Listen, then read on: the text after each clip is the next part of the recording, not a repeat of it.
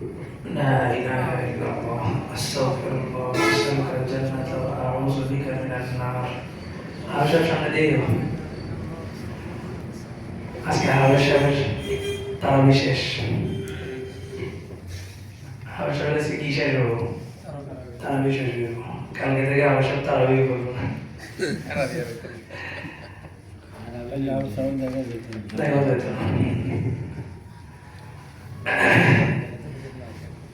আল্লাহ এটা মেহনত পুরো বাংলাদেশেই 27 তারিখে 27 রমজান কি হয় খতম হয় কি কারণ এটা একটা কারণ আছে সবে কদর অনেকেই মনে করে যে 23 রমজান হয়ে গেছে আল্লাহ তাআলা সবে কদরটাকে কেন গোপন রাখছেন গোপন রাখার মধ্যেই আমাদের জন্য কল্যাণ সবে কদর কবে হতে পারে সম্ভাব্য অনেকগুলা কথা বলছে রাসূল কখনো কখনো 23 রমজানেও পাইছেন কখনো জোর রাত্রেও পাইছেন 26 রমজানেও পাইছেন মুসলিম শরীফে সহিহ হাদিস ইমাম আযম আবু হানিফা রাহমাতুল্লাহ আলাইহি জেনেটিক একটা সূত্র দিয়া শবে কদরটাকে বের করছেন কিভাবে উনি বলেন যে আমরা শবে কদর চিনছি সূরাতুল কদরের মাধ্যমে ইন্না আনজালনাহু ফি লাইলাতিল কদর এই সূরার মাধ্যমে আমরা শবে কদর সম্পর্কে জানছি বা শবে কদরকে চিনছি তাহলে এই সূরার ভিতর থেকে আমরা শবে কদর কবে এটা বের করব তো উনি একটা জ্যামিতিক একটা সূত্র দাঁড় করাইছেন সেটা হলো যে কদরুন শব্দটার মধ্যে কয়টা অক্ষর তিনটা কফ দাল র কফ দাল র এই তিনটা অক্ষরকে ভাঙে লিখতে গেলে 9টা অক্ষর লাগে যেমন কফ লিখতে গেলে কফ আলিফ ফা কফ তিনটা অক্ষর আবার দাল লিখতে গেলে কয়টা অক্ষর তিনটা অক্ষর দাল আলিফ লাম দাল র লিখতে গেলেও তিনটা অক্ষর র আলিফ হামজা র তাহলে কফ দাল র দেখতে তিনটা হলো ভিতরে কয়টা 9টা ভিতরে আছে কয়টা 9টা আর সূরাতুল কদরের মধ্যে কদরুন এই কদর শব্দটা উল্লেখ করছে আল্লাহ তাআলা তিনবার কদর শব্দ আল্লাহ কয়বার উল্লেখ করছে তিনবার প্রত্যেকটার ভিতরে কতগুলো অক্ষর হরফ আছে কয়টা 9টা আর আল্লাহ তাআলা এটাকে উল্লেখ করছেন কয়বার তিনবার তাহলে 3 9 27 উনি এই জ্যামিতিক সূত্রে বলেন যে সূরা কদর থেকেই বোঝা যায় শবে কদরটা কবে 27 তারিখ আবার আল্লাহ রাসূলের অসংখ্য হাদিস দ্বারা বেশিরভাগ হাদিস এটাই প্রমাণ বহন করে যে বেশিরভাগ সম্ভাবনা কোন রাত 27 রাত আচ্ছা মানলাম আজকে রাতে শবে কদর না তারপরেও আজকের এই রাত রমজানের সমস্ত রাতের চাইতে শ্রেষ্ঠ এজন্যই যে আজকের এই একটা রাতে বাংলাদেশের লক্ষ কোটি মসজিদে আজকে কোন সে খতম হবে তাহলে এই রাতটা কি দামি রাত যেহেতু এই রাত্রে সব জায়গায় কি হবে কোন সে খতম হবে আচ্ছা 27 কেন খতম হয় আমাদের বাংলাদেশে এটা কবে থেকে চালু হয়েছে এটা 90 দশক থেকে চালু হওয়া ইসলামিক ফাউন্ডেশনের পক্ষ থেকে এই নিয়মটা চালু করছে যে পুরো বাংলাদেশে একসাথে শুরু হবে একসাথে শেষ হবে তো 29 শেষ করে না কেন বা পর হয় না কেন পদ্ধতিটা হলো প্রথম 6 দিন দেড় পারা তারপরে থেকে 27 রমজান পর্যন্ত এক পারা করে এটা হয় কি সুবিধাটা আপনার আর আমার কিভাবে আপনি আজকে এখানে পাশে চাকরি করেন হিসাবে এই মসজিদে তারাবি পড়তেছেন 20 রমজানে যদি আপনার চাকরি ছুটি হয়ে যায়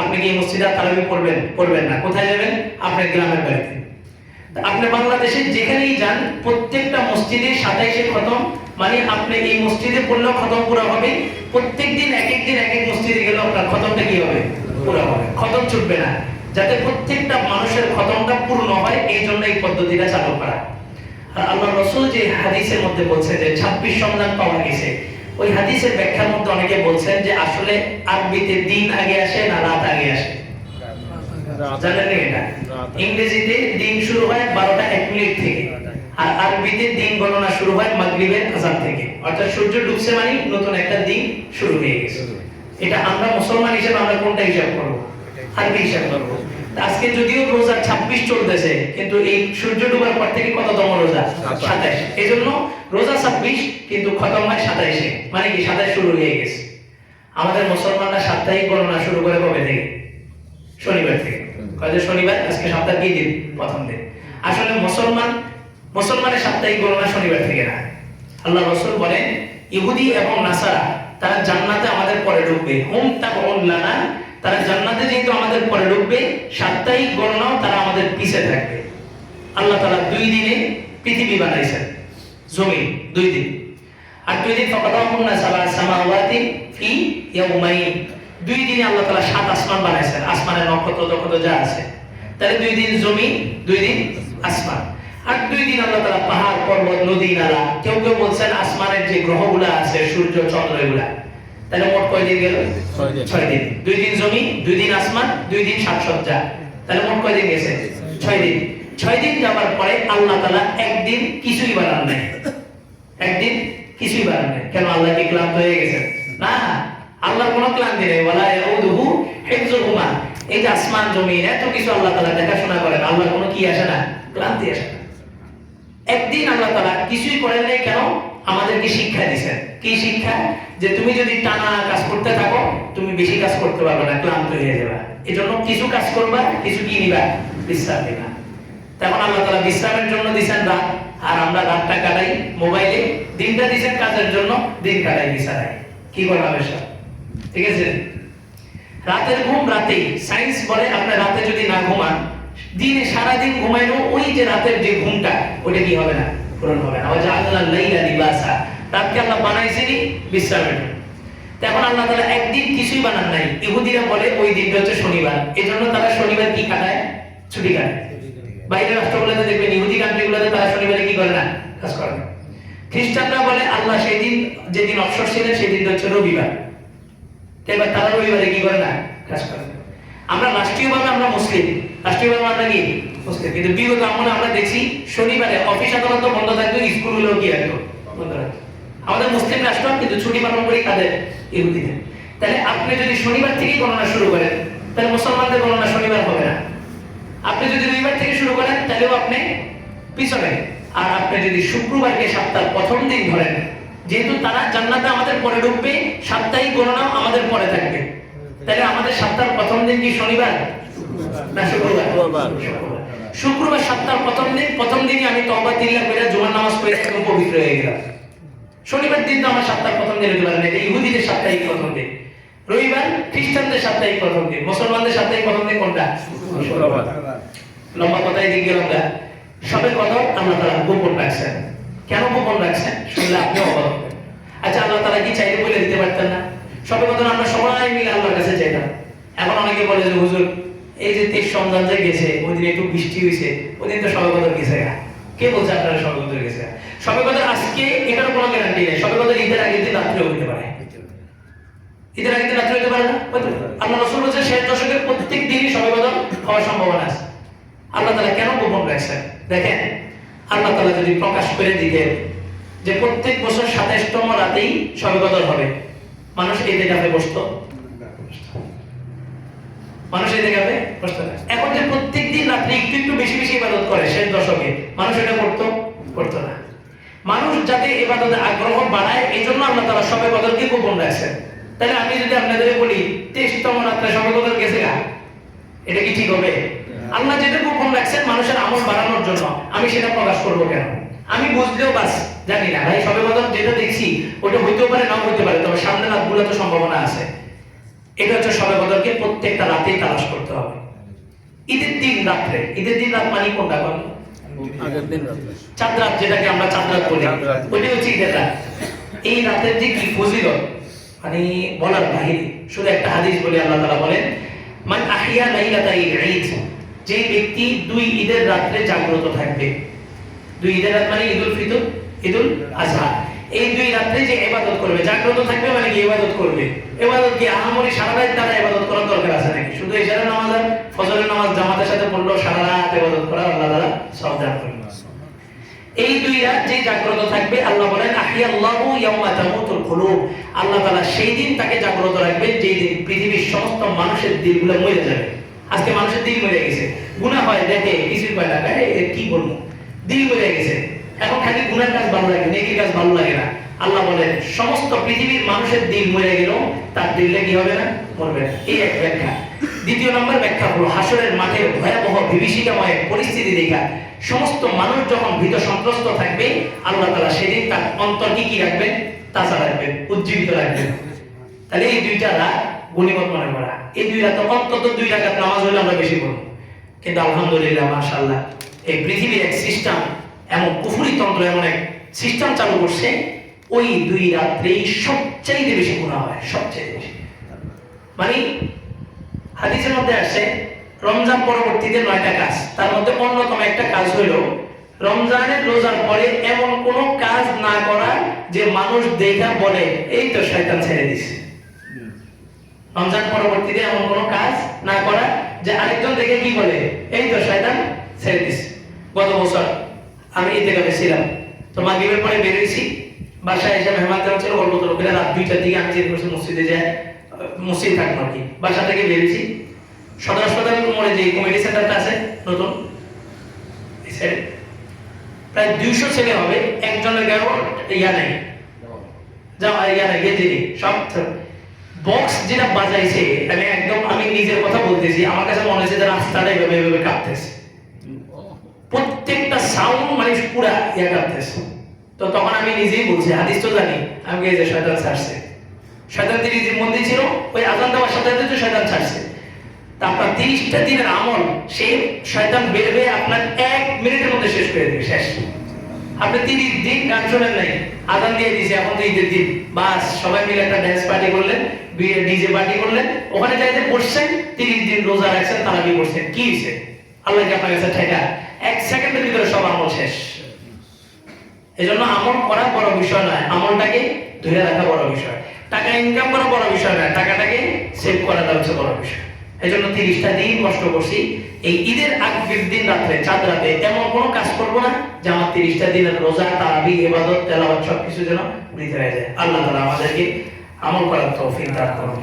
আমাদের মুসা আলাইহিস সালামের জীবনী আলোচনা চলতেছে। মুসা আলাইহিস সালামের দাওয়াত তারা গ্রহণ না করার কারণে আল্লাহ তাআলা পুরো জাতিটাকে নীল নদের কাছে নিয়ে আসছে। আইনা মুসা আলাইহিস সালাম পাথরের মধ্যে পাড়ি দিয়েছে, একটা হাইওয়ে রোড হয়ে গেছে সমুদ্রের মাঝখানে। মুসা আলাইহিস সালাম বলে নামো, বনি ইসরাইল বলে নামো না। সামনে নদী, পিছনে কি ফেরাউন, খালি কি ফেরাউন নাকি পুরো দেশের সমস্ত জনগণ, মানে আজকে এদেরকে পাইলে একদম মাটির সাথে মিশিয়ে দিবে। এরা বলে যে আমরা 12টা গোত্র, আমাদের 12টা রাস্তা লাগবে, একটা রাস্তা দিয়ে আমরা যাবো না। মুসা আলাইহিস সালাম কি বিপদে পড়ে গেছেন, আল্লাহ তাআলা ওহী নাযিল করলেন যে আরেকটা বাড়ি দাও। পাথরের মধ্যে আরেকটা বাড়ি দিয়েছে, দেওয়ার সাথে সাথে 12টা রাস্তা হয়ে গেছে। 12টা রাস্তা হয়ে গেছে, এবার 12টা রাস্তা দিয়ে 12টা গ্রুপ নেমে যাবে, নামে না, দাঁড়ায় আছে। মানে এই যে ইহুদি জাতি এখন যে পৃথিবীতে সমস্যাগুলো করতেছে, মূলকে ইহুদি, এই ইহুদি যে কত খারাপ, এরা যে কত খারাপ ছিল, কোরআনের পদে পদে পদে পদে আল্লাহ তাআলা এদের এই ঘটনাগুলো উঠে আসছে, এত খারাপ ছিল। মুসা আলাইহিস সালাম এক পেরেশান, পিছনে ফেরাউন পুরো বাহিনী নিয়ে আসছে। এখন 12টা রাস্তা হয়ে যাওয়ার পরেও তারা নামবে না। কেন নামবে না? হয়তো হইতে পারে আমি নামবো, ও নামবো না, সবাই একসাথে নামবো। তো সবাই একসাথে নামো, ওই কেমনে বুঝবো সবাই নামছে? কি এক মুসিবতের মধ্যে পড়ছি। এবার মুসা আলাইহিস সালাম আল্লাহর কাছে দোয়া করলেন, আল্লাহ আপনি এই যে দেয়ালগুলো যে উঠাইছেন, দেয়ালগুলো গ্লাস দিয়ে তৈরি করে দেন, যাতে এক পাশের মানুষ আরেক পাশের মানুষকে দেখতে পায়।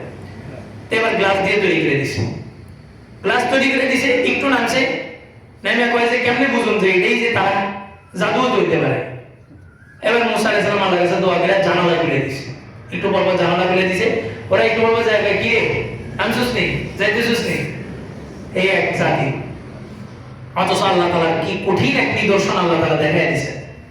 আব্দুল্লাহ ইবনে মাসউদকে প্রশ্ন করছে, বলো পৃথিবীর এমন কোন জায়গা আছে যে জায়গায় সূর্যের আলো একবার পড়ছে কিয়ামত পর্যন্ত আর পড়বে না? আব্দুল্লাহ ইবনে মাসউদ বলে, ওই যে ফেরাউনের নীল দরিয়া, এই দরিয়ার পানিগুলো উঠে গেছে, সূর্যের আলো সরাসরি পানির নিচ পর্যন্ত গেছে। এই পানি যে মিশে গেছে, কিয়ামত পর্যন্ত এই পানি আর শুকাবে না, সূর্যের আলো ওখানে আর পৌঁছা সম্ভব না। 12টা রাস্তা দিয়ে 12 জন পার হয়ে গেছে। যাওয়ার পরে ফেরাউন আসছে। ফেরাউন আসছে, মনে রাখবেন যুগে যুগে যে জালেম, যে শাসক জালেম হয়, ওই শাসক জালেম হওয়ার পিছনে তার একার দোষ না, তার মন্ত্রীদের দোষ থাকে। মন্ত্রীরা তারে ফুসলায়। এই যে মনে করেন এত হুজুরে মারলো, জেলখানায় নিল, সে কি মানুষ না? তার ভিতরে কি আখিরাতের ভয় ছিল না? আল্লাহর ভয় ছিল না? অবশ্যই ছিল। তারপরে সে এত জুলুম কিভাবে করছে? আলেমদেরকে ধরে ভিতরে ঢুকাইছে, ঢুকে মারছে, সাপনায় এতগুলো আলেমকে হত্যা করছে। আবার আরেক শ্রেণীর আলেম যায় কয় যে আপনি তো আমাদের মা, আপনি কমই জননী। তো সেই চিন্তা করে কি এতগুলো আলেম মারার পরে আবার আলেমদের আমারে কি কয় কমই জননী, তার মানে আমার কাজটা কি না ভুল না, আমার কাজটা কি মানে ভুল।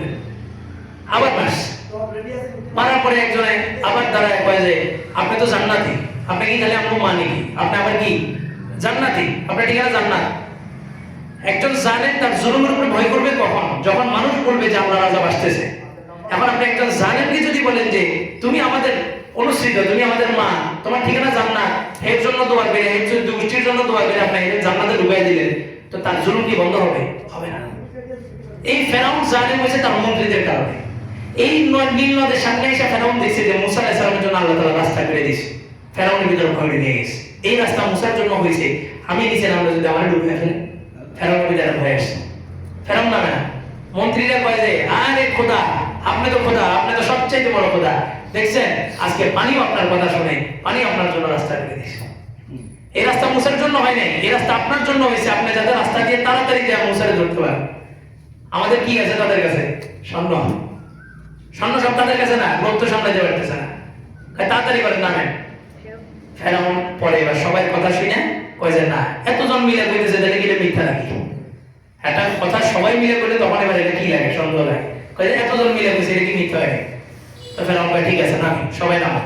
তো ঘোড়ারে পানিতে ঘোড়া নামে না, কারণ কি হাদিসের মধ্যে আসছে চতুষ্পর্যন্ত আল্লাহ তাআলা আযাব দেখে। কবরে দেখবেন অনেক সময় গরু বাঁধলে গরু নাচানাচি করে, লাফালাফি করে, কেন? ওই যে কবরের ভিতরে যে আযাব হইতেছে এটা কে দেখে? গরু দেখে। গরু আর জিন, মানুষ আর জিন ছাড়া পৃথিবীর সব বস্তু আল্লাহ তাআলা আযাব দেখে, শুধু মানুষ আর জিন দেখে। এখন এই ঘোড়া তো দেখছে যে আল্লাহ তাআলা আযাব সামনে অপেক্ষা করতেছে। জিবরাইল, আজরাইল, মালাকুল মউত সব ফেরেশতাদের টিম নিয়ে এখানে হাজির। আজকে তাদের দুর্বলতা এই নামে না, ঘোড়া নামে না। জিবরাইল আলাইহিস সালাম দেখলেন যে ঘোড়া যদি না নামে তাহলে তাদের আযাব থেকে বেঁচে দেব। জিবরাইল আলাইহিস সালাম একটা সুন্দর এই মেয়ে ঘোড়া সুরত ধরছে, এটা কি বলে ঘড়ি, ঘড়ি, ঘড়ি সুরত ধরে আসছে, সুন্দর একটা ঘড়ি সুরত ধরে আইসা ফেরাউনের ঘোড়ার সামনে দিয়ে দিছে। তো মেয়ে মানুষের পিছনে যখন মানুষ ছুটে তখন আর কি থাকে না, হুঁশ থাকে না। টাকার পিছনে ছুটলেও একটা সময় কি আসে, হুঁশ আসে। সম্পদের পিছনে ছুটলেও একটা সময় কি আসে, নারীর পিছনে ছুটলে ওই যে বললাম না, শাইখুল হাদিস কি করছে, খ্রিস্টান মেয়ের প্রেমে পড়ে গেছে, এরকম বললাম না। যেই জিবরাইল আলাইহিস সালাম ঘড়ির সুরত দিয়ে দৌড় দিছে, এবার ফেরাউনের ঘোড়ার পিছন দিয়ে কি করছে, দৌড় দিয়েছে, সবগুলা দৌড় দিছে। সবাই যখন নামছে সমুদ্রের একবারে মাঝ বরাবর যখন গেছে, তখন আল্লাহ তাআলা পানিকে বললেন তুমি তোমার আগের অবস্থায় পরিণত হয়ে যাও। পানি আগের মতো হয়ে গেছে। যখন পানি আগের মতো হয়ে গেছে, মৃত্যুর সময় প্রত্যেকেই কিন্তু মালাকুল মউতকে দেখতে পারে মৃত্যুর সময়। হাত্তা ইদা ওয়াজাওয়াজনা বিবানি ইসরাঈল আল বাহর, আমি বনি ইসরাঈলকে সমুদ্র অতিক্রম করাইলাম। ফাআতবাআহুম ফিরআউন ওয়া জুনুদুহু বাগিয়ান ওয়া আদওয়া, পিছনে পিছনে ফেরাউন তার সৈন্যবাহিনী পদাঙ্ক অনুসরণ করলো হিংসা এবং শত্রুতা বশত। হাত্তা ইযা আদরাকাহুল গরক, মাছ পথে যখন গেছে আমি সবগুলো ডুবাই দিয়েছি। যখন ডুবে যেতেছে ফেরাউন এবার কয় ক্বালা আমানতু আন্নাহু লা ইলাহা ইল্লাল্লাযী আমানাত বিহি বানু ইসরাঈল, সে বলে যে যখন মৃত্যু দেখে ফেলছে, মালাকুল মউতকে দেখে ফেলছে, কয় লা ইলাহা ইল্লাল্লাযী আমানাত বিহি বানু ইসরাঈল, সরাসরি আল্লাহর উপরে ঈমান আছে এটা কয় না, একটু ঘুরে কয় যে আমি ওই খোদার উপরে ঈমান আনছি যেই খোদার উপরে বনি ইসরাঈল ঈমান আছে। মানে তারপরেও তার অহংকারটা কি? আবু জাহেল যখন বদরের যুদ্ধে যখন পড়ছে, মানে আহত হয়ে গেছে একদম মুমূর্ষু অবস্থায়, ওই মুআজ এবং মুআউইজ দুইজন সাহাবী, দুইজন বাস পাখির মতো যা আবু জাহেলকে কি করছে, হামলা করছে। ইসলামের সবচেয়ে বড় শত্রুরে মারছে দুইটা ছোট্ট বাচ্চা, 8 বছর আর 12 বছর বয়স, ছোট্ট দুইটা বাচ্চা। এবার আবু জাহেল যখন মাটিতে পড়ে গেছে, তখন গেছে আবু জাহেলের কল্লা কাটার জন্য। তখন একটা সিস্টেম ছিল যে নেতার মাথা কেটে নিয়ে আসতে হবে, এটা হচ্ছে সবচেয়ে বড় বিষয়। আবু জাহেল ঘোষণা করছে মুহাম্মাদের মাথা যে নিয়ে আসতে পারবে তাকে আমি 1000 উট দিব। তো সেই জায়গায় মুহাম্মাদের মাথা যেহেতু কাটার ঘোষণা করছে, মুহাম্মদ সাল্লাল্লাহু আলাইহি ওয়াসাল্লাম ঘোষণা করছে আবু জাহেলের মাথা কি করতে হবে, কাটতে হবে। মরার সময় এই জালেম কত বড় অহংকারী, তার গলা কাটতে গেছে দুইজন, তো কাটতে গেছে। আর আবু জাহেল কয় যে আমি শেষ সময় একটা রিকোয়েস্ট করবো, আমার রিকোয়েস্ট কি রাখবা? কি রিকোয়েস্ট কয় যে আমার গলাটা যে কাটবা একটু বড় করে কেটো, মানে ছোট করে কেটো না, একটু কি করে কেটো, বড় করে। আর এখন আমরা আমার শরীরে না গলা 4 ইঞ্চি, তখনকার মানুষ তো আরো লম্বা ছিল। আবু জাহেলের যুগের মানুষ আপনার মিনিমাম কমপক্ষে 15 থেকে 20 পর্যন্ত বড় লম্বা ছিল, মাথা ছিল এত বড়। আবু জাহেল কয় আমার গর্দানটা একদম বড় করে কেটো। কয় কেন? আমি তো নেতা, তো সবাই মাথাগুলো যখন রাখবো ওই মাথাগুলোর ভিতরে যেন আমার মাথাটা একটু কি থাকে, মরার সময় পর্যন্ত যাতে কি করে, অহংকার। তো ফেরাউন মৃত্যুর সময় পর্যন্ত আল্লাহর উপরে ঈমান আনতেছে কিভাবে? কয় যে আমি এমন খোদার উপরে ঈমান আনছি যে খোদার উপরে বনি সে কি আছে, ঈমান আছে। তারপরে সরাসরি কইতেছে নাকি আল্লাহর উপরে ঈমান আছে। জিবরাইল আলাইহিস সালাম আয়েশা কয় আল্লাহ ওয়াকাদ আসাইতা ক্বাবলা ওয়া কুনতা মিনাল মুফসিদিন। আর এখন তুই তো 5 সেকেন্ড আগেও তুই সবচেয়ে বড় খোদা দাবি করছিস, এখন বাটে পেরে তুই কি করতেছিস, ভালো হয়ে যেতেছিস।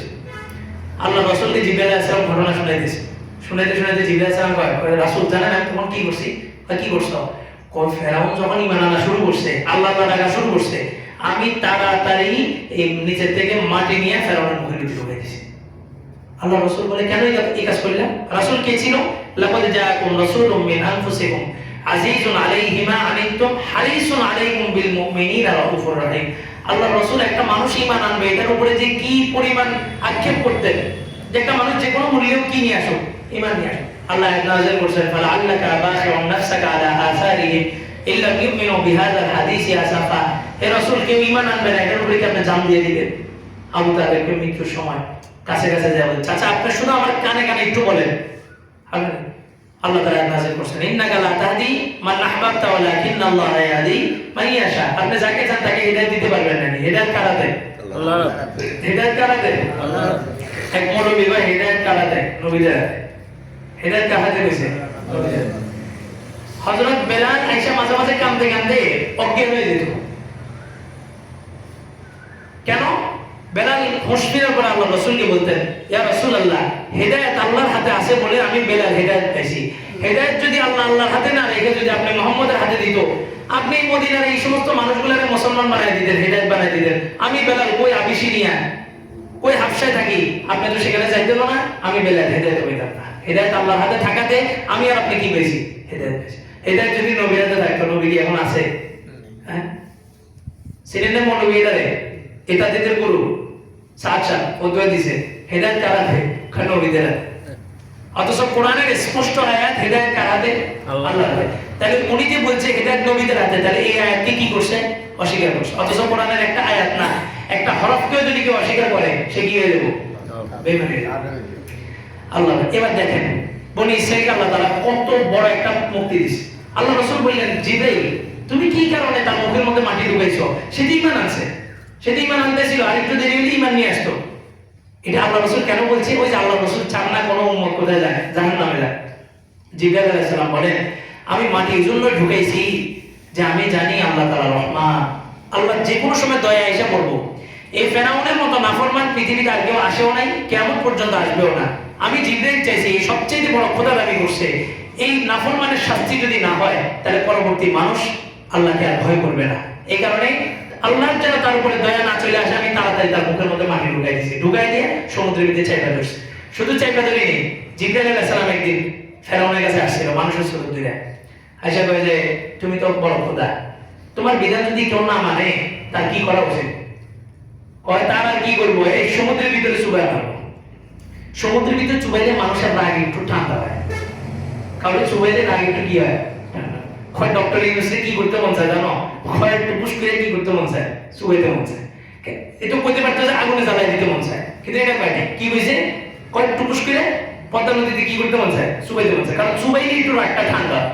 তো ফেরাউন রাগের মাথায় কয়ে যায় যেটা আমরা আল্লাহ এই খোদার বিধান মানবো না, মালিকের কথা মানবো না, ওটার ওই নদীর ভিতরে নীল নদীর ভিতরে চুবান দরকার। তা আল্লাহর কি হুকুম? ফেরাউন ওখানে ডুবতেছে, জিবরাইল আলাইহিস সালাম ওই কাগজ নিয়ে আসছে। কয় ফেরাউন এই কথাটা কি তোমার মনে আছে? তুমি যে বলছিলা মালিকের কথা না শুনলে তাহলে কি করা দরকার? চুবান দরকার। জিবরাইল আলাইহিস সালাম যখন চুবাইতেছে, ফেরাউন কয় বেটা ঈমান আনতেছি তো আমাদের চুবাস কা? তো জিবরাইল আলাইহিস সালাম কাগজ দেখাইছে, এই কাগজের কথা মনে আছে? তুমি নিজেই বলছো মালিকের কথা না শুনলে তাহলে কি করা দরকার? চুবান দরকার। তো জিবরাইল আলাইহিস সালাম ভালো করে চুবাইয়া দিয়েছে, এরপর মারা গেছে। ফেরাউনের ইচ্ছা শেষ, ফেরাউনও শেষ, ফেরাউনের সৈন্যবাহিনীও সব শেষ। আছে কে? বনি ইসরাইল, মুসা আলাইহিস সালাম। আচ্ছা, মুসা আলাইহিস সালাম চাইলে কি ক্ষমতা বসে যেতে পারতেন না? পারতেন না? কিন্তু উনি ক্ষমতায় বসেন নাই। এটা আমাদের জন্য অনেক বড় একটা মেসেজ। আজকে আমরা এক শ্রেণীর মানুষ না জানাজানি করি ইসলামী হুকুমত কায়েম করব। এখানে কত বড় একটা মেসেজ আল্লাহ তাআলা দিতেছেন। মুসা আলাইহিস সালামের শত্রু কি কেউ আছে? সব শেষ, সব মরে গেছে। তাহলে মুসা আলাইহিস সালাম বলতে পারতেন আমি তোমাদের বাদশা, আমার অধীনে এখন তোমরা চলবা, আমরা ইসলামী হুকুমত কায়েম করব। কিন্তু উনি এটা করেন নাই। কারণ কি? ইসলামী হুকুমত ততদিন পর্যন্ত প্রতিষ্ঠিত হবে না যতদিন পর্যন্ত জনগণের ঈমান আমল ঠিক না হবে। আমাদের প্রত্যেকের ঈমান ঠিক হইতে হবে, আমল ঠিক হইতে হবে, তাহলে অটোমেটিক ইসলামী হুকুমত কায়েম হবে। মুহাম্মদ সাল্লাল্লাহু আলাইহি ওয়াসাল্লাম মক্কায় কি ইসলামী হুকুমত কায়েম করতে পারতেন না? করেন নাই। মদিনায় গেছেন, মদিনায় যায় আগে তৈরি করছেন, লোক তৈরি করছেন, তারপরে যায় না কি করছেন? ইসলামী হুকুমত কায়েম করছেন। এই জন্য ইসলামী হুকুমত অবশ্যই কায়েম করতে হবে, খেলাফত কায়েমের স্বপ্ন থাকতে হবে। তবে পদ্ধতি কি? প্রথমে কোথায় কায়েম হবে? নিজের ভিতরে, তারপরে পরিবার, তারপরে সমাজ, তারপরে রাষ্ট্র, তারপরে আন্তর্জাতিক, তারপরে অর্থনৈতিক। ধাপ এটা। এখন আমার নিজের ভিতরে ইসলাম নেই, আমি গেছি ইসলাম কায়েম। মুসা আলাইহিস সালাম ফেরাউনের পুরো বাহিনী নিয়ে সমুদ্র পার হয়ে গেছে। আল্লাহ তাআলা কত বড় একটা বিপদ থেকে এদের উদ্ধার করছে। এই নাফরমানগুলোর উচিত ছিল আল্লাহকে অনুসরণ করা, আল্লাহর বিধানগুলো মানা, নবীকে অনুসরণ করা। আল্লাহ তাআলা পরে যখন নদী পার হয়ে গেছে, আল্লাহ বললেন যে তোমাদের জন্য একটা শহর আমি ঠিক করছি, ওই শহরটা খুবই সুন্দর, তোমরা ওই শহরে যাও। তবে ওই শহরে একটা জাতি আছে, আমালেকা। জাতিটার নাম কি? আমালেকা। আমালেকাদের বিরুদ্ধে তোমরা কি করতে হবে? যুদ্ধ করতে হবে। যুদ্ধ এত কঠিন কিছু না, যুদ্ধ একদম সহজ। তোমরা ওই আমালেকা বাহিনীর কাছে যাওয়ার সাথে সাথে আমি তোমাদেরকে বিজয় দিয়ে দিব। তোমরা শুধু শহরে শুধু ঢুকবা, ঢোকার সাথে সাথে আমি তোমাদেরকে বিজয় দিয়ে দিব, কোনো মারামারি করা লাগবে না। আল্লাহ يا قوم ادخلوا الأرض المقدسة التي كتب الله لكم ولا ترتدوا على أدباركم فتنقلبوا خاسرين। পবিত্র ভূমি মানে হচ্ছে বাইতুল মাকদাস, এই এরিয়াতে তোমরা ঢোকার সাথে সাথে আল্লাহ তাআলা তোমাদেরকে বিজয় দিবে। এই নাফরমানগুলা তারা মুসা আলাইহিস সালামকে বলে قالوا يا موسى إن فيها قوما جبارين। ওইখানে তো বিশাল বিশাল দেহের মানুষ থাকে, তাদের সাথে আমরা যুদ্ধ করতে পারবো না। وإنا لن ندخلها حتى يخرجوا منها فإن يخرجوا منها فإنا داخلون। তোমার আল্লাহরে কও ফেরাউনকে তো ডুবাইয়া মারছে, আমরা কি ফেরাউনকে মারছি? ফেরাউনকে কে মারছে? আল্লাহ মারছে। তা আল্লাহ তো ফেরাউনকে মারতে পারছে, আল্লাহ এদেরকে মারুক, এদেরকে মাইরা ওখান থেকে বাইর করলে আমরা ঢুকবো। বাঙালি আছে মনে হয়, বাঙালিদের বসতে দিকে কি দিতে হয়? শুইতে দিতে হয়। তো এদেরকে উদ্ধার করছে। এবার খালি এটা না তো, এরা আগে বাইরে কইতেছে قالوا يا موسى إنا لن ندخلها أبدا ما داموا فيها فاذهب أنت وربك فقاتلا إنا هاهنا قاعدون। মুসা আমরা কখনোই সেখানে যাব না, কোনোদিনও যাব না। তবে হ্যাঁ, মারামারি করবো মানে কি? দুই দল। মারামারি করবো মানে কি? দুই দল। আল্লাহ ফেরাউনকে মারছে, আমরা বসে বসে রেফারি গেছিলাম, আমরা তামাশা দেখছি। একই সিস্টেম, ফাযহাব আনতা ওয়া রাব্বুক, তুমি আর তোমার রব যাও, এক পক্ষে তুমি আর তোমার খোদা আর তোমার খোদার বাহিনী, আরেক পক্ষে তারা দেখবো। ফাকাতিলা, তোমরা দুই গ্রুপ মারামারি করবা, ইন্না হাহুনা কায়দুন, আমরা রেফারি থাকবো। আর আমরা যদি দেখি যে হ্যাঁ কোনো কারণে তোমরা পারতেছো না, তাহলে শেষ পর্যায়ে আমরা তোমাদের কি করবো? সহযোগিতা। মানে কত বড় নাফরমান। এবার আমার মেজাজ খারাপ হয়ে গেছে না? তোদের উদ্ধার করলাম মাত্র, উদ্ধার করার পরে আমার কথা না শুনে আমার বিপক্ষে আল্লাহ তুর পাহাড় উঠেছে। তুর পাহাড় এখনো মক্কায় আছে, বিশাল অনেক মাইল এরিয়াতে। তুর পাহাড়টাকে এভাবে উঠে বনি ইসরাইল উঠে ধরছে। ওয়াইদা আখাযনা মিসাকা বনি ইসরাঈল, তুর পাহাড়টাকে বনি ইসরাইল উঠে ধরছে। ধরার পরে দেখবেন ইহুদিরা সেজদা দেয় এমনি, আমরা সেজদা দিই এমনি, তারা সেজদা দেয় এমনি। এইভাবে কেন দেয়? ইহুদি বলতে সবাই না, এক শ্রেণীর এইভাবে সেজদা দেয়। কেন? আল্লাহ তাআলা তুর পাহাড় উঠে ধরছে, সবাই দাঁড়া গেছিল। আল্লাহর হুকুম মানবে, নাহলে তুর পাহাড় ছেড়ে দিব। কাল্লা মানবো মানবো মানবো, ওইদিকে ওদের বুঝে গেছে। ভালো করে মানবেই না, ছেড়ে দিব। কাল্লা মানবো মানবো, ওইদিকে ওদের সেজদায় গেছে। সেজদায় যে পর্যন্ত কত না ফরমান এমনি করে তাকায় দেখে পাহাড়টাকে আসলে পড়ে না আল্লাহ একদম পাহাড় ধরতে ধরতে এগুলো সেজদা পর্যন্ত নিয়েছে, নেওয়ার পরে এগুলো কি করতেছে? সেজদা দিতে যায়। এখন তারা সেজদা দেয় কেমনে? আল্লাহ তারা বলছে বিধান মানবো। ঠিক আছে, বিধান কি?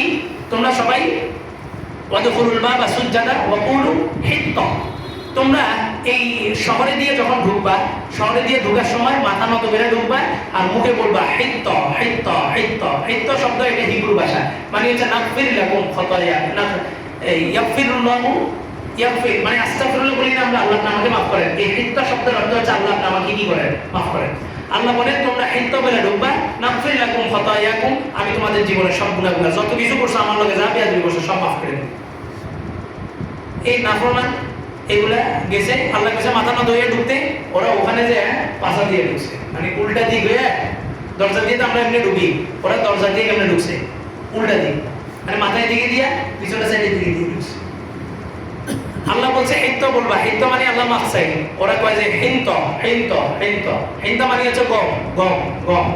কি কত বড় নাফরমান আছে এগুলা, কয় যে আল্লাহ আমরা গম চাই গম চাই। এবার যাক শহরে ঢুকছে, আল্লাহ তাআলা তাদেরকে বিজয় দিয়েছে, আমার একা বাহিনীকে শেষ করছে, লম্বা ঘটনা আছে।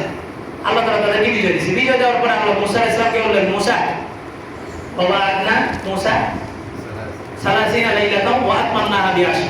আল্লাহ তাআলা মুসা আলাইহিস সালামকে বললেন, রমজান মাস আছে, কয় যে তুমি আমার কাছে আসো, 30 দিন তুর পাহাড়ের নিচে বসো, 30 দিন এখানে ইবাদত করো, 30 দিন 30টা রোজা রাখো, আমি তোমাকে একটা কিতাব দিব, যে কিতাব দিয়ে তুমি বনী ইসরাঈলকে কি করতে পারবা, পরিচালনা করতে পারবা। মুসা আলাইহিস সালাম গেছেন তুর পাহাড়ে, আর বনী ইসরাঈলকে বলছেন যে তোমরা এখানে বসো, আল্লাহ আমাকে ডাকছে, আল্লাহ আমাকে কিতাব দিবে, তো আমি আল্লাহর কাছ থেকে কিতাব নিয়ে আসি। বনী ইসরাঈল দেখে কি আল্লাহ তাআলা পাহাড় উপর উঠায় ধরছে, একটু ভয় পেয়ে গেছে। এখন বনী ইসরাঈলের একলা তো রেখে যাওয়া যায় না, তো বনী ইসরাঈলের কাছে মুসা আলাইহিস সালামের ভাই হারুন আলাইহিস সালামকে রেখে গেছে যে আমারও বর্তমানে তুমি এখানে থাকো, আমি যাই।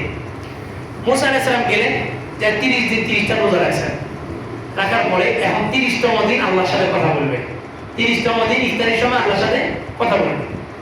উনি কি করছেন, আল্লাহর সাথে রোজা রাখলে মুখে একটা দুর্গন্ধ হয় না, স্বাভাবিক পাকস্থলী খালি হয়ে গেলে মুখে একটা কি আসে, ব্যাড স্মেল আসে। মুসা আলাইহিস সালাম আল্লাহর সাথে কথা বলবো চিন্তা করছে, কি মুখের ভিতরে দুর্গন্ধ, আল্লাহর সাথে কেন কথা বলে, উনি একটু মেসওয়াক করছে। এটা কি খারাপ নাকি? খারাপ না, মেসওয়াক করছে। আল্লাহর কাছে এটা পছন্দ হয়েছে। মুসা, রোজাদারের মুখের যে দুর্গন্ধ, এটা আমি আল্লাহর কাছে মেশকে আম্বরের চাইতে বেশি প্রিয়। তুমি মেসওয়াক কেন করছো? আরো 10 দিন এখানে থাকতে হবে। আসলে 30 দিন, 30 এর পরে আর কত? 10। কয়দিন হয়েছে? 40 দিন। এই যে তাবলীগে কয় 40 দিনের লাগে বের করে, বুঝছেন? এই যে 40 দিন পাইছেন নাকি? মায়ের গর্ভে প্রতি 40 দিন একটা কি হয়, বাচ্চার পরিবর্তন হয়। এই জন্য 40 দিন সময় লাগালে কেউ কেউ বলে যে 40 দিন একটা পরিবর্তন হয়, 40 দিন আল্লাহর কাছে সময় লাগালে মানুষের মধ্যে কি আসে। এবার মুসা আলাইহিস সালাম 30 দিনের কথা পেয়ে গেছে, কিন্তু রয়ে গেছে কতদিন? 40 দিন। 40 দিনের ভিতরে এই 10 দিনের ঘটনা ঘটে গেছে, পুরো বনী ইসরাঈলের 70,000 বনী ইসরাঈল গুম হয়ে গেছে। আমি মনে হয় আজকে শেষ করে দেব, আজকে শেষ করা সম্ভব না। এতে কাবের সাথে তো আছে, যাওয়ার সুযোগ নেই, বাধ্য হয়ে বসা লাগে নাকি? তো এবার 10 দিন যখন দেরি হয়েছে, বনী ইসরাঈলের ভিতরে একটা ছেলে ছিল, যার নাম ছিল সামিরি। এই সামিরির ইতিহাস হলো, সামিরি যখন শেষ সময় তার মা সামিরিকে, যার সন্তান আর কি, বাপের পরিচয় ছিল না, তো এই ছেলে সমাজে আনলে মা নিজেও মুসিবতে পড়বো, ছেলেটাকে নিয়ে পাহাড়ের উপরে রেখে দিয়েছে যে কোনো বন জঙ্গলের কোনো প্রাণী এসে বাচ্চাটাকে খেয়ে ফেলবে শেষ। জিবরাইল আলাইহিস সালাম আল্লাহর কাছে আপিল করছেন, আল্লাহ এই বাচ্চাটার কেউ নেই, আমার খুব মায়া লাগছে। আল্লাহ বললেন যে যাও, তোমাকে এই বাচ্চাকে লালন পালন করার অনুমতি দিলাম। জিবরাইল আলাইহিস সালাম প্রতিদিন আসতেন, আয়েশা স্বামীর মুখের মধ্যে এই যে শাহাদাত আঙ্গুলটা এভাবে ধরতেন, স্বামীরই টান দিত, জিবরাইল আলাইহিস সালামের এই আঙ্গুলের ভিতর দিয়ে জান্নাতি নহর থেকে দুধ প্রবাহিত হতো। স্বামীকে কে লালন পালন করছে? জিবরাইল আলাইহিস সালাম। কোথার খাবার খাইছে? জান্নাতের খাবার খাইছে। জান্নাতের খাবার এমন একটা জিনিস, এটা যাদের ভিতর, আমরা তো জান্নাতের খাবার খাই নাই। এই ইহুদি জাতি বনী ইসরাঈল কি খাইছে? মান্না সালোয়া খাইছে। এই কারণে ইহুদি এখন সংখ্যায় কম, কিন্তু আমরা সংখ্যায় বেশি হয়ে আমাদেরকে তারা কি করতেছে? পরিচালনা করতেছে। এদের মাথার মধ্যে কি আছে? ওই যে মান্না সালোয়া, এদের পূর্বপুরুষ জান্নাতি খাবার খাইছে, আমাদের পূর্বপুরুষ তো জান্নাতি খাবার পায় না। স্বামীর মাথার মধ্যে আসে বুদ্ধি। স্বামীরই দেখে, স্বামীর যখন আস্তে আস্তে বড় হয়েছে, দেখে যে জিবরাইল আলাইহিস সালাম প্রতিদিন যে বোরাক নিয়ে আসে, আয়েশাতে তারে দুধ পান করায়, জিবরাইল আলাইহিস সালাম যখন চলে যায় তখন এই বোরাক, এটা তো জান্নাতি বোরাক, এই বোরাকটা পৃথিবীর যেখানেই পা রাখে সাথে সাথে ওখানে ঘাস উঠে যায়। মানে এটা একটা মেডিসিন, যেখানেই পা রাখে ওইখানে মাটির মধ্যে একটা প্রাণ সঞ্চার হয়ে যায়। মাটিতে পা রাখার সাথে সাথে ওখানে মরুভূমি এলাকা কিন্তু কি হয়ে যায়? ঘাস হয়ে যায়। স্বামীর এটার মধ্যে কিছু আছে, এটার মধ্যে কি আছে? স্বামীর ওখান থেকে একটু মাটি নিচে নিয়ে একটা পলিথিনের ভিতরে ঢুকায় রাখছে, ঢুকে ওটা ওর কাছে রেখে দিচ্ছে, এটার মধ্যে কিছু একটা আছে। আল্লাহ। এবার স্বামী যখন মুসা আলাইহিস সালাম 30 দিনে কথা বলে যখন 40 দিন হয়ে গেছে আসে না। সামিরি কয় যে বনি ইসরাইল তোমরা যে স্বর্ণগুলো নিছো, স্বর্ণগুলো কি তোমাদের? কয় না। কাদের? কয় স্বর্ণগুলো তো মানুষের। তো মানুষের সম্পদ তোমরা রাখতে পারবে না, এই সম্পদ কি করতে হবে? জ্বালাই দিতে হবে। ওই সময় কিতাবের মধ্যে আসে সম্পদের যাকাত ছিল জ্বালাই দেওয়া। ধর্মটা খুব কঠিন ছিল। গায়ের কোনোখানে নাপাকি পড়লে আমরা কি করি? ধুয়ে ফেলি। বনি ইসরাইলের বিধান ছিল কোথাও নাপাকি পড়লে ওটা ঠান্ডা সব কেটে ফেলতে হবে। আমরা শিরক করলে আমাদের মাফ কি? তওবা করলে আমাদের মাফ। আমরা আল্লাহর কাছে মাফ চাইলে মাফ। এই বনি ইসরাইল এই যে গোবর্ষ পূজা করছে সামনে আসবে, এটা তওবা ছিল, শিরক ছিল। গুনাহ করছো মানে কি? তোমার হত্যা মানে তোমার গুনাহ মাফ। খুব কঠিন ছিল। তো বনি ইসরাইল যাকাত দিবে, কাজে সামনে যাকাত দাও। সামনে যাকাত কি? সামনে যাকাত হচ্ছে পুড়িয়ে ফেলতে হবে। এই সামিরির মাথার মধ্যে যে জান্নাতি দুধ ছিল, সামিরির মাথার মধ্যে ঢুকছে শয়তানে। সামিরি বনি ইসরাইলের সমস্ত মানুষের স্বর্ণগুলো নিয়ে, ওই যে স্বর্ণ ফেরাউনের স্বর্ণগুলো নিয়ে ওইগুলা যখন আগুনে ফেলাইছে, ফালায় ও বসে বসে কি হয়েছে কি করবো, এটারে একটা গোবর্ষ গরুর বাছুরের মতো একটা আকৃতি দিছে, একটা গরুর বাছুরের দেওয়ার পরে ওর মাথার মধ্যে শয়তানি বুদ্ধি, ওই যে জিবরাইল আলাইহিস সালাম যে মাটিটা ঘাস উঠে গেছে, ওই মাটিটা তো তাজা, ওই মাটিটার মধ্যে প্রাণ আছে। ও কি করছে? ওই মাটিটা নিয়ে বাছুরের মুখের মধ্যে ঢুকাই দিছে। যেই বাছুরের মুখের মধ্যে ঢুকাই দিছে, এই বাছুরটা হাম্বা হাম্বা শুরু করে দিছে। বুঝেন নাই? জিবরাইল আলাইহিস সালামের ঘোড়ার পায়ের মাটি যেখানে পড়তো ওখানে ঘাস উঠে যেত। এটা যখন এই গরুর বাছুরের মুখের মধ্যে দিছে, গরুর বাছুর এবার কি করা শুরু করছে? হাম্বা হাম্বা শুরু করছে। যখন হাম্বা হাম্বা শুরু করছে, সামিরি সবাই ডাকছে, এই মুসা কি কারণে আসে না জানো? কি কারণে? মুসা আসে না, মুসা তো 30 দিনের কথা কয়ে গেছে। মুসা 30 দিনের কথা কয়ে যে মিথ্যা কথা, আল্লাহরে খুঁজে পাইনি। আল্লাহরে খুঁজে পেল না কেন? কারণ আল্লাহ তো এখানে। নাউজুবিল্লাহ। আল্লাহ কোথায়? এই যে বাছুরের ভিতরে। বুঝলেন নাই? বাছুরটা তো কথা বলার মতো না। তখন ওই জিবরাইল আলাইহিস সালামের পায়ের মাটি যখন ঢুকাই দিছে, তখন এই বাছুরটা কি করা শুরু করছে? কথা বলা শুরু করছে। বাছুরটা যখন কথা বলা শুরু করছে, এবার সামিরি বলতেছে কি আল্লাহ কোথায়? আল্লাহ এখানে। 70,000 বনি ইসরাইল সাথে সাথে বেঈমান হইয়া এই গোবর্ষ পূজা শুরু করছে। এখন এই যে গরুরের মা কয় না, গরুরের মা কয় যে এটা কি? এটা কি? কুফরি, ঈমান থাকবে না। তা আপনারা যে মাংস খান, গরু গোশতের যে আপনারা মাংস খান, গরু গোশতের মাংস কি বলে? মুসলমান কি মাংস বলতে পারে? মাংস মানে কি? মার অংশ। গরু কি আমগো মা? হ্যাঁ, গরু গোশতরে কি বলতে হবে? গোশত বলতে হবে। এখন তো গরুর গোশতরে মাংস হয় না, মুরগি গোশতরে কি হয়? মাংস হয়। এটা মুসলমানদের শব্দ না। এই গরুর পূজা শুরু হয়েছে সেখান থেকে। মুসা আলাইহিস সালাম আসছে, আয়েশা দেখে যে গিয়ে মুসা আলাইহিস সালাম তাওরাত নিয়ে আসছে, 10 দিন দেরি হয়ে গেছে। মুসা আলাইহিস সালাম আয়েশা হারুন আলাইহিস সালামকে ধরছে, কি হারুন ধরে রেখে গেছে। 70,000 গোমরা হয়ে গেছে, আর কিছু অল্প কিছু মানুষ হারুন আলাইহিস সালাম পক্ষে ছিল। হারুন আলাইহিস সালাম বললেন যে আমি বাধা দিতে গেলে একটা ফিতনা তৈরি হবে। অনেক সময় অনেক জায়গায় মাসালা বলতে নেই, এমন একটা জায়গায় একেবারে সবাই সেখানে কি করে? মিলাদ করে সবাই। আপনি এখানে একজন, তাহলে আপনি সেখানে যদি বলতে চান যে এই মিলাদ পড়া না যায়, আমরা অস্তিত্ব দেখবো? এখন সংসদে সবাই দাঁড়ায় গেছে, মাইকে সিবে বলে হুজুররা ঠিক করেছে।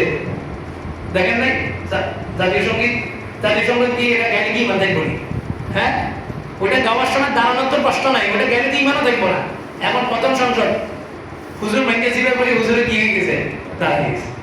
এখানে কিছু মাসালা আছে। হারুন আলাইহিস সালাম বাধা দেন নাই কেন? কারণ এখানে বনি ইসরাইলের 70,000 একদিকে চলে গেছে। এদেরকে বাধা দিতে গেলে, এরা কি আমার মতো লোক নেই, এরা তো বনি ইসরাইল গাদ্দারা, বাধা দিলে ওটা আরো বেশি করবো। তো হারুন আলাইহিস সালাম বললেন যে আমি এই কারণে বাধা দিই। মুসা আলাইহিস সালাম আসছেন, আয়েশা বললেন যে সামিরি তোর শাস্তি কি জানোস?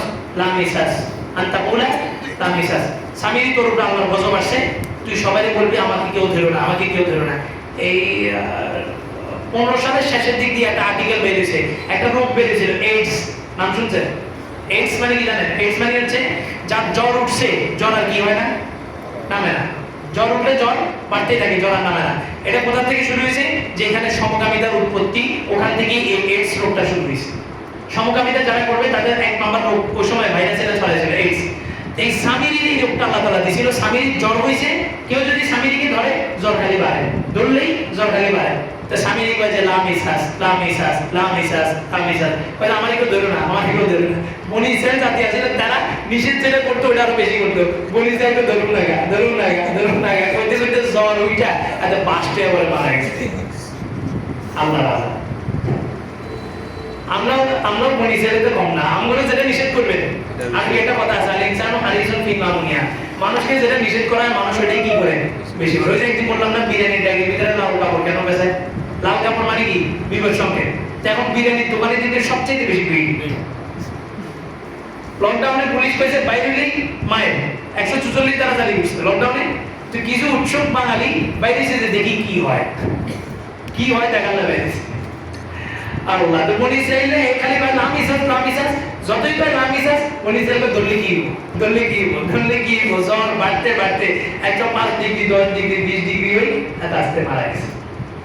আল্লাহ আকবার। এখান থেকে একটা শিক্ষা, পুরা ঘটনা থেকে সর্বশেষ একটা শিক্ষা। মুসা আলাইহিস সালামকে কে পাইছে? আল্লাহ। কার ঘরে পাইছে? ফেরাউনের ঘরে। মুসা আলাইহিস সালামকে আল্লাহ তাআলা কোথায় পাইছে? ফেরাউন। আর সামিরীকে কে পাইছে? জিবরাইল আলাইহিস সালাম। সামিরীকে পাইছে জিবরাইল, ফেরাউনকে মুসাকে পাইছে ফেরাউন। এক কবি বলছে রব্বা জিবরাইল ফাহুয়া কাফিরুন ওয়া রব্বা ফিরআউন ফাহুয়া রাসূল। যাকে জিবরাইল পাইছে সে হইছে কাফের। সামিরী সর্বশেষ কি পূজা চালু করছে? গোমূত্র পূজা চালু করছে, সে কি হইছে? কাফের। তাকে পাইছে কে? জিবরাইল। ওয়া রব্বা ফিরআউন ফাহুয়া মুরসালুন। আর ফেরাউন যাকে পাইছে আল্লাহ তাআলা তাকে কি বানাইছে? রাসূল বানাইছে। এজন্য এখান থেকে শিক্ষা হলো পীরের ছেলে পীর হয়ে যাবে, হুজুরের ছেলে হুজুর হয়ে যাবে, ইমামের ছেলে ইমাম হয়ে যাবে, কোনো গ্যারান্টি নেই।